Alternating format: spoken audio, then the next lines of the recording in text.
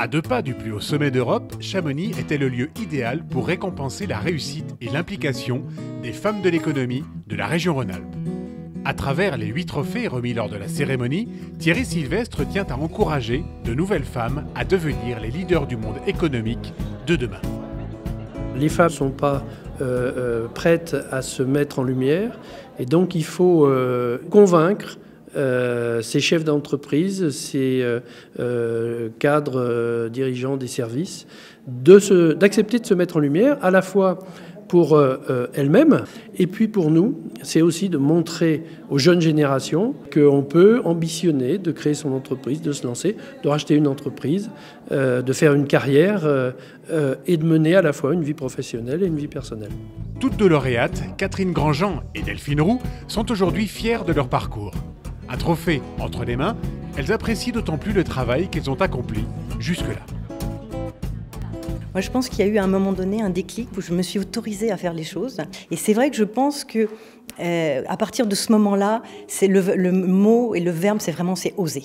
Tout à l'heure, les candidates ont dit qu'en faisant le dossier de candidature, on se rendait compte de ce qu'on avait accompli.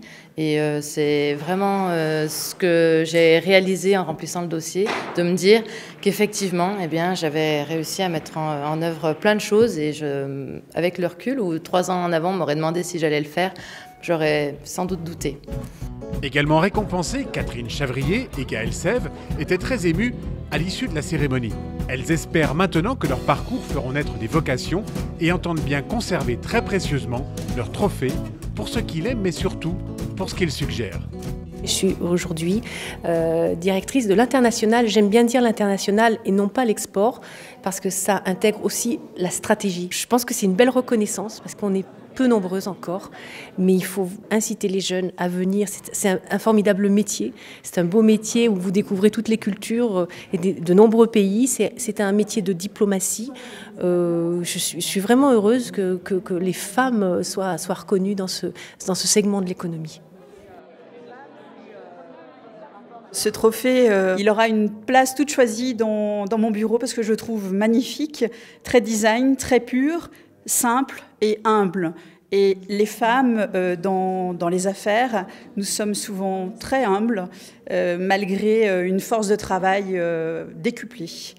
Donc voilà, dans mon bureau, tout simplement, et je l'aurai sous les yeux tous les jours et je me souviendrai effectivement de cette soirée et surtout des portraits de femmes que j'ai rencontrées, qui me donnent encore plus d'élan pour continuer. À travers leur réussite professionnelle, lauréates comme nominées ont véritablement impressionné les nombreux observateurs présents lors de la cérémonie. Un auditoire composé de femmes très actives, mais aussi d'hommes éblouis.